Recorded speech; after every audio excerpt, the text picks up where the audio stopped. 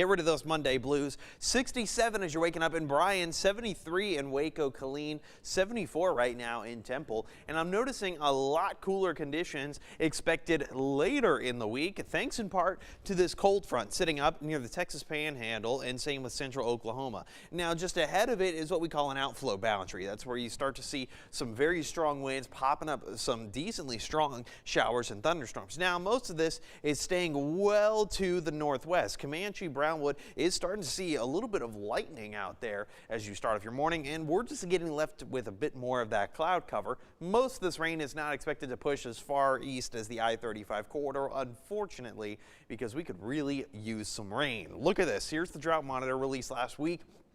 Yikes. Waco, Temple, Killeen, extending all the way up to Hamilton, farther south than Georgetown. We are all under that exceptional drought risk. College Station, Brazos Valley is still under the extreme drought, and then severe drought for Mejia, Fairfield, and just to the north of Centerville. So, hey, we could certainly use some rain. Now, I don't necessarily have much in the forecast today, but I do have some cooler temperatures. That's thanks in part to those partly cloudy skies, thanks in part to the rain that's nearby, but not necessarily hanging around our area. Hey, at least without the rain, your commute forecast should be a lot better with some cooler conditions as you're heading to work, and then on the way back, just some partly cloudy skies, not too terribly bad.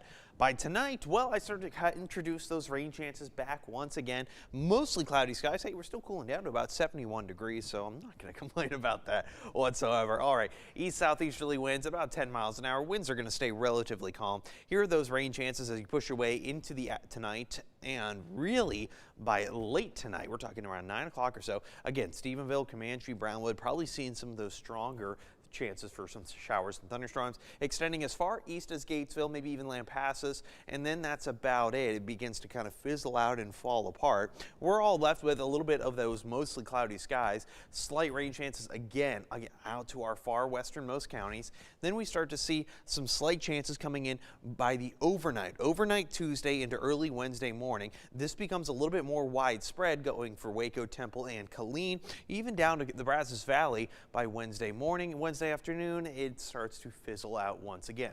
So those daily rain chances are back in the forecast. Severe chances are pretty low. As a matter of fact, here's for tonight. Most of those rain chances with the severe potential will be out to the far westernmost counties of our viewing area.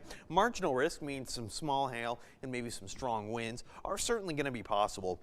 The extended futurecast is showing a lot more widespread rain expected going into Thursday as well as Friday. Not so much by Saturday. By the weekend, a lot of those chances begin to fizzle out now that that frontal system has passed. Hey, if we all end up getting some rain, how much are we going to get? Anywhere from maybe a few tenths of an inch to maybe 2 inches out to the far western regions where they're expecting it the most. So your 7-day forecast is showing those daily rain chances are coming back tomorrow. The big cool down isn't really going to be until later in the week because this front just kind of stalls out right over top of us. Hey, that gives us more chances for rain, so I'm not going to not going to, look a gift horse in the mouth.